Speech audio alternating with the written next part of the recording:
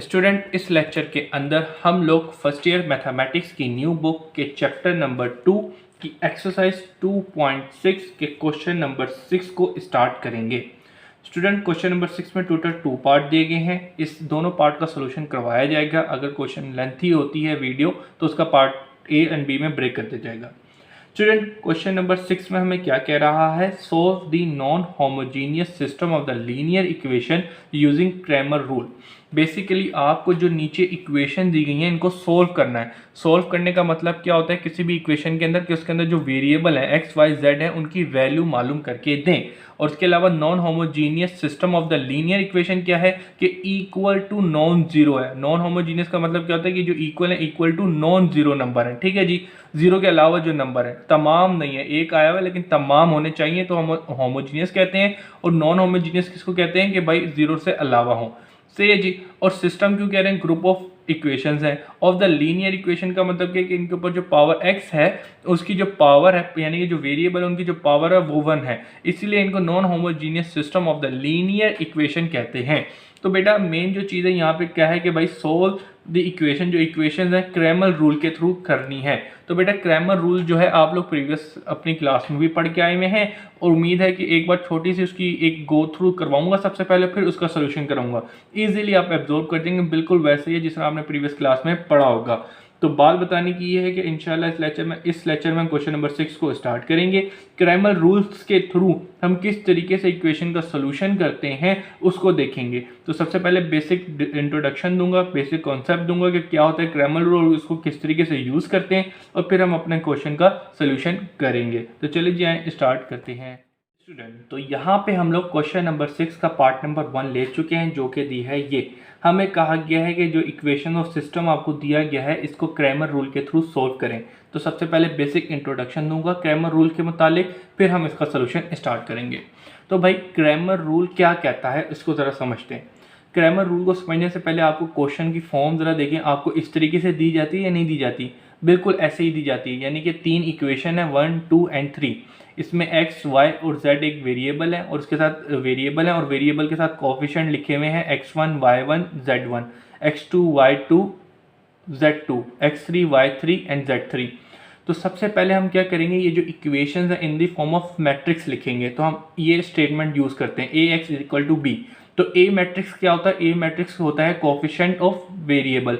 तो वेरिएबल के साथ क्या कोफिशिएंट लिखे हैं? ये x1, x2, x3, x1, x2, x3, y1, y2, y3, y1, y2, y3, z1, z2, z3, z1 plus z1, z2, z3। ठीक है जी। जो वेरिएबल के साथ कोफिशिएंट लिखे थे उसका हमने ए मैट्रिक्स बना दिया। उसके अलावा एक्स कौन सा मैट्रिक्स होता है? जो वेरिएबल होते हैं एक्स वाई जेड, तो एक्स वाई जेड थे वो लिख दिया। बी क्या होता है? बी बेसिकली इक्वल के उस साइड पे जो होते हैं वो मैंने बी मैट्रिक्स बना देता हूँ। सही है जी। तो ये एक जनरल फॉर्म मैंने इक्वेशंस की बनाई थी, उससे हमने ये मैट्रिक्स निकाल लिए। ये समझाना क्यों है मैं बता रहा हूँ। According to Cramer rule, Cramer rule में हम क्या करते हैं? अकॉर्डिंग टू क्रैमर रूल, ठीक है जी, क्रैमर्स रूल। अब क्रैमर रूल में क्या करता है? बेसिकली हमने क्या करना है, क्वेश्चन नंबर 6 में हमें क्या कहा है कि सोल्व करना है इक्वेशन को। और सोल्व का मतलब क्या होता है कि उस इक्वेशन के अंदर जितने भी वेरिएबल हैं वो मालूम करके दें। तो वेरिएबल क्या होता है? x, ठीक है जी, फिर होता है y और फिर होता है z। ठीक है ना। वेरिएबल इस इक्वेशन के अंदर यही है ना, x, y, z। तो इनको कैसे मालूम करते हैं क्रैमर रूल के अंदर? तो ये बहुत ही ज़्यादा आसान है। इसमें हम क्या करते हैं, सबसे पहले हम निकालते हैं डिटर्मिनेंट a का। ये जो a होता है ना इसका सबसे पहले डिटरमिनेंट निकालते हैं। सही है जी। इसको डिवाइड में करते हैं, ठीक है जी, और इसको डिवाइड में करते हैं। सबसे पहले ये जो a है इसका डिटरमिनेंट निकाला और वो डिवाइड कर दिया। फिर उसके बाद ax डिटरमिनेंट, ay डिटरमिनेंट, ठीक है जी, और az डिटरमिनेंट ये निकालते हैं। अब ये ax, ay और az डिटरमिनेंट क्या है अब वो थोड़ा सा बता देता हूँ, लेकिन मेन फार्मूला ये है। डिटरमिनेंट निकालना आपको समझ आता हुआ क्या होता है डिटरमिनेंट निकालना। तो भाई सबसे पहले ज़रा देखिएगा, a तो आपको समझ a डायरेक्ट आ जाएगा। अब ax क्या होगा, क्योंकि ax का डिटरमिनेंट यहाँ पे आपको पुट करना है। तो ax कैसे निकलता है वो ज़रा देखें। ax बेसिकली आपका होता है ऐसा मैट्रिक्स, में बताता हूँ ज़रा देखें। ax ज़रा देखिएगा यहाँ पे, ज़रा देखें a आपके पास क्या लिखा है, ये y1 z2 z, सॉरी ये y1 z2 और z3। y1 y2 y3 z1 z2 z3, ये आपके पास ए मैट्रिक्स था। इसके अंदर ये जो x की रो है ना, x का कॉलम है, उसकी जगह आप b लिख देंगे। b के क्या दिए हुए हैं, b1 b2 और b3, ये आपको ax प्रेजेंट करेगा। अब इस मैट्रिक्स से आप डिटर्मिनेंट ले लें। डिटर्मिनेंट के लिए आपको क्या करना पड़ेगा, ax के ऊपर ये पैरेलल लाइन डालनी पड़ेगी और इसी तरीके से ये पैरेलल आ जाएगा, सही है। और यहाँ पे आप क्या करेंगे, b1 ये b2 और ये b3, उसके अलावा y1 y2 y3 और उसके अलावा z1 z2 एंड z3, सही है। तो एक चीज जरा देखिएगा, क्या होता है ax, क्या होता है बेसिकली a ही मैट्रिक्स होता है, लेकिन ax के अंदर हम क्या करते हैं, x की जगह हम b मैट्रिक्स की जो कॉलम होती है वो डाल देते हैं और इसको हटा देते हैं, तो ये हमारा ax बन जाता है, सही है जी। फिर इसके बाद हमें ay की जरूरत है। तो ay मैट्रिक्स क्या होता है, ay मैट्रिक्स क्या होता है, ay मैट्रिक्स निकलता बेसिकली a से ही है। a में आप जरा देखें, ax1 ax2 a3 sorry z1 z2 और z3। अब हम क्या करेंगे, ए वाई निकालें ना, तो इसके अंदर जो y का कॉलम है इसको हटा के जो b मैट्रिक्स है वो लिख देंगे, b1 b2 b3, सही जी। तो इसी तरीके से इसका डिटरमिनेंट निकालेंगे। डिटरमिनेंट निकालने के लिए आपको पता है पैरेलल लाइन आ जाएगी, ये जो स्क्वायर ब्रैकेट है किसमें कन्वर्ट हो जाएगा, पैरेलल लाइन के अंदर कन्वर्ट हो जाएगा। और उसके बाद इसको एक्सपेंड कर देंगे, आपको पता है एक्सपेंड कर देंगे रो 1 से, बाकी आपको पता है सिंपल ब्रेक करना आपको आता है, बहुत बार हम लोगों ने डिटरमिनेंट निकाला हुआ है। लेकिन मेन जो कॉन्सेप्ट है वो यहाँ पे ये है कि इस चीज़ को समझे कि ax ay और z कैसे निकलता है। अब इसी तरीके से az निकालना, क्योंकि आपको पता है क्रैमर रूल के अंदर ax ay और z की जरूरत पड़ती है, a तो हमारे पास डायरेक्ट आ जाएगा। तो भाई अब ये कहाँ से, ये मैट्रिक्स कहाँ से निकलता है, अब ये मैट्रिक्स a ही से निकलता है। तो यहाँ पे जरा देखिए x1 x2 x3 y1 y2 y3। अब ये जो z की कॉलम है ना, इसकी जगह हमारे पास b की जो वो है ना, क्या बोलते हैं, b मैट्रिक्स है, वो पूरा का पूरा यहाँ पे आ जाएगा, ठीक है जी। तो इसी तरीके से यहाँ से हमारे पास ए जेड का डिटरमिनेंट आएगा, क्योंकि हमें मेन डिटरमिनेंट यहाँ पे पुट करना होता है। तो ज़रा चलें जी लिख देते हैं, हम सारी लिख दी हैं। तो a2 x3 y1 y2 y3 and ये b1 b2 b3, सही है ना बेटा। अब यहाँ पे बात बताने की क्या थी कि भाई क्रैमर रूल है, क्रैमर रूल से आपको सबसे पहले जो इक्वेशन दी जाएगी उससे ए एक्स बी निकालें अकॉर्डिंग टू क्रैमर रूल, ये स्टेटमेंट देता है। क्योंकि इक्वेशन का सोल्व करने का मतलब क्या है, उसके अंदर जो वेरिएबल है एक्स वाई जेड है उनकी वैल्यू मालूम करो।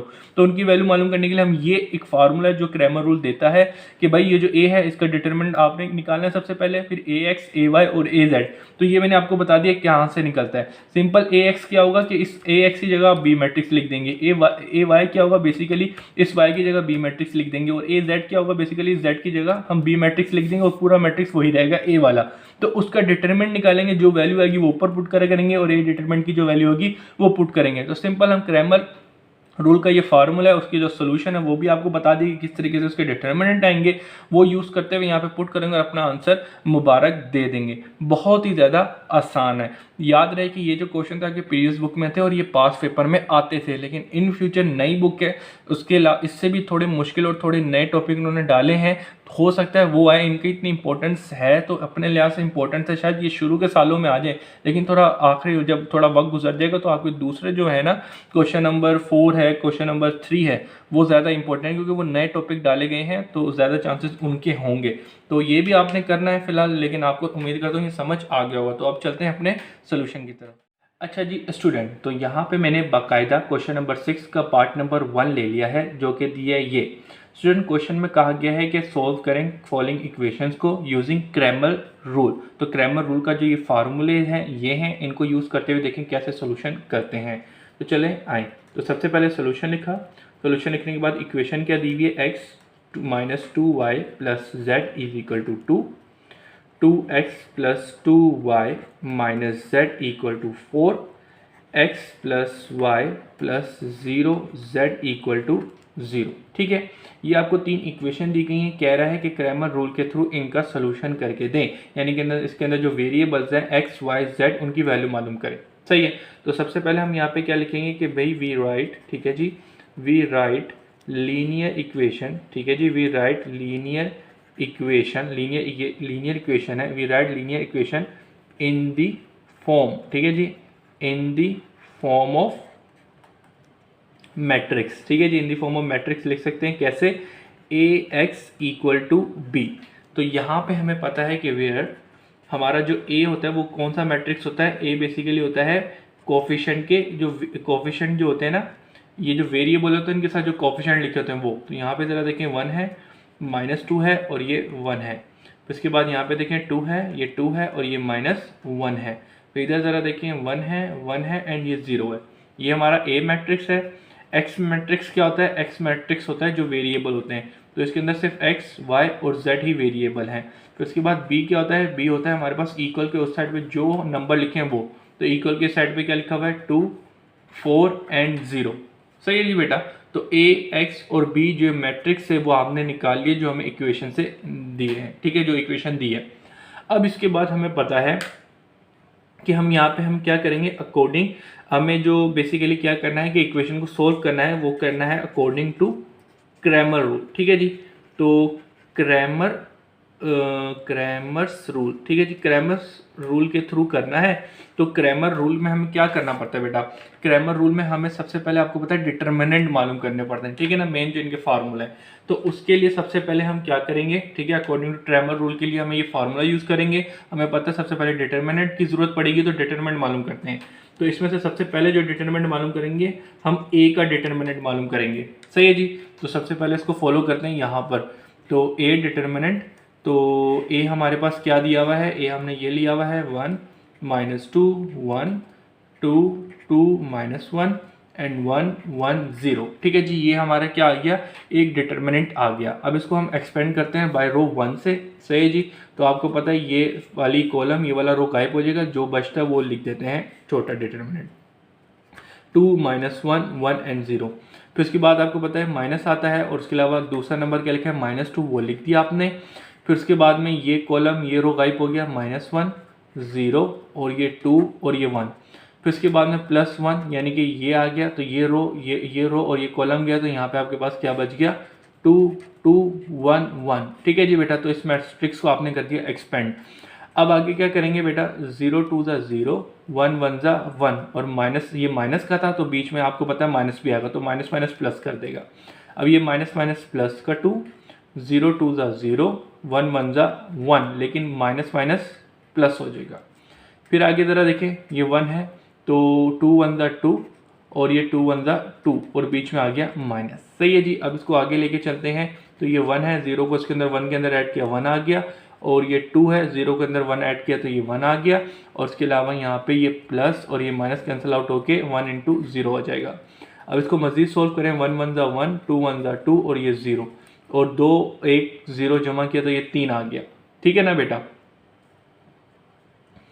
तो ये 3 आ गया। अब इसकी यहाँ पे आपने क्या निकाली है? ए डिटरमिनेंट जो निकाला वो आपके पास आ गया 3। सही जी। तो ये आपने ए डिटरमिनेंट निकाल लिया। अब आपको पता है कि भाई हम लोगों को क्या करना पड़ता है? ए एक्स यानी कि ए डिटरमिनेंट और ए एक्स की डिटरमिनेंट, ए वाई डिटरमिनेंट और ए जेड डिटरमिनेंट की ज़रूरत पड़ती है। तो सब अब हम मालूम करेंगे ए एक्स डिटरमिनेंट, ठीक है जी। तो ए एक्स डिटरमिनेंट निकालने से पहले सबसे पहले हमें ये पता होना चाहिए कि ए एक्स होता क्या है। सही है ना बेटा। तो ए एक्स कोई मुश्किल की चीज़ नहीं है। सबसे पहले हम ए पे जाएंगे, ठीक है जी। ए मैट्रिक्स क्या है? ये है। तो इस पर जो एक्स की फॉर्म में यानी कि एक्स के साथ जो वेरिएबल थे ना उसको हटा के बी का मैट्रिक्स लिख देंगे। तो यहाँ पे क्या है? 2 4 0, उसके अलावा एक पूरा मैट्रिक्स जो है वो यूं का यूं ही रहेगा, कोई मसले की बात नहीं है, ठीक है जी बेटा। तो ये हमारे पास ए एक्स बन गया। अब इसको हम एक्सपेंड करते हैं। तो ए एक्स मैट्रिक्स, ए एक्स जो डिटरमिनेंट आप सोल्व करते हैं, इसको भी रो 1 से करेंगे तो सबसे पहले 2 लिखा।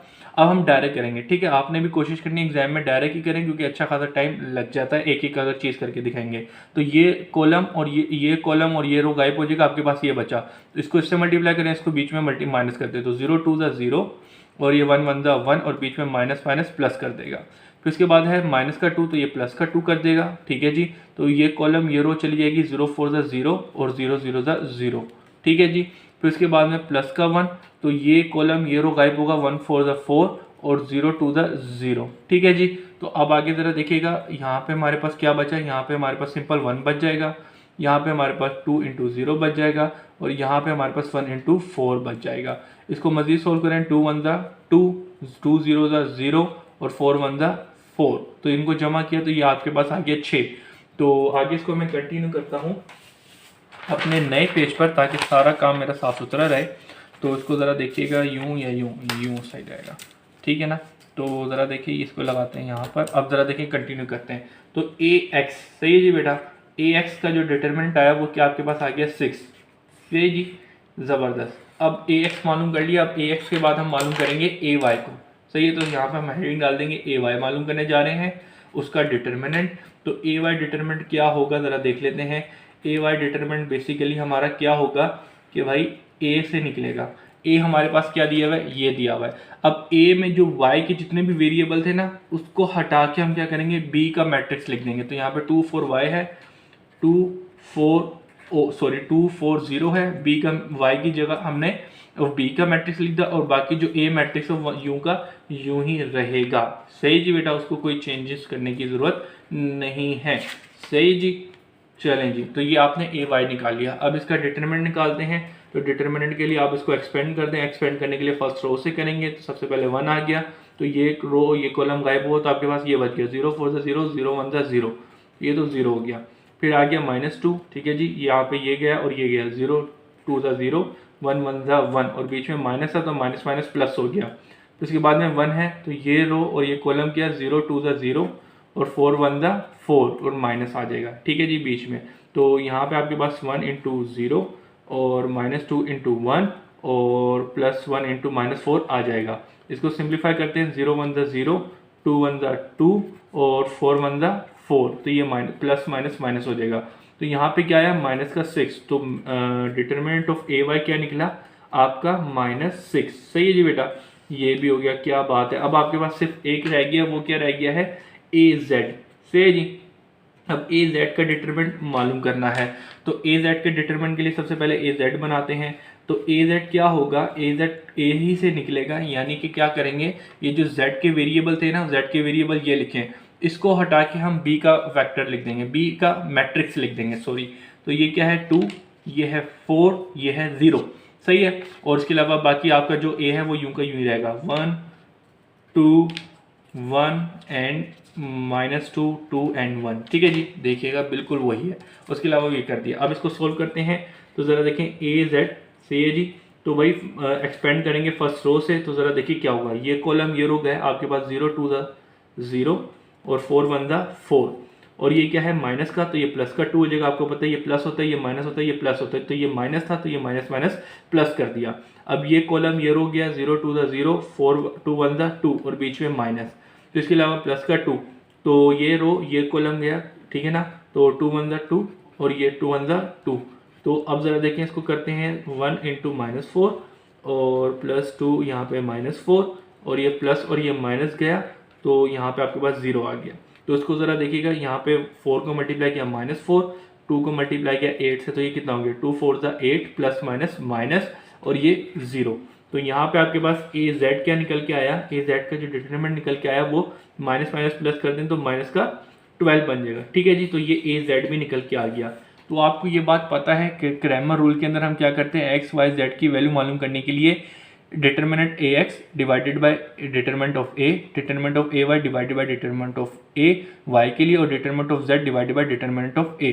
तो भाई ये सारे डिटरमिनेंट आपने निकाल लिए हैं, अब बस इधर पुट करना है, उसका सोल्यूशन देना है। तो उसको सोल्यूशन करने के लिए हम क्या करेंगे, इसको खोल देंगे से जी और इसको यूं करके एक्सप्लेन करेंगे। ठीक है जी, तो भाई यहाँ पे आप चाहें तो यूं करके लिख सकते हैं कि भाई अकॉर्डिंग टू, ठीक है ना, अकॉर्डिंग टू क्रैमर रूल, ठीक है जी, Cramer's rule, according to Cramer's rule, Cramer rule के मुताबिक क्या होता है कि x किसके बराबर होता है, x बराबर होता है determinant of AX divided by determinant of A। तो डिटरमिनेंट ऑफ x आपने क्या निकाला था, डिटरमिनेंट ऑफ x आपने निकाला था 6, और डिटरमिनेंट ऑफ A आपने क्या निकाला था, डिटरमिनेंट ऑफ A आपने निकाला था 3। तो इसको ज़रा कैंसिल आउट करें तो यहाँ पे आपके पास आ जाएगा 2।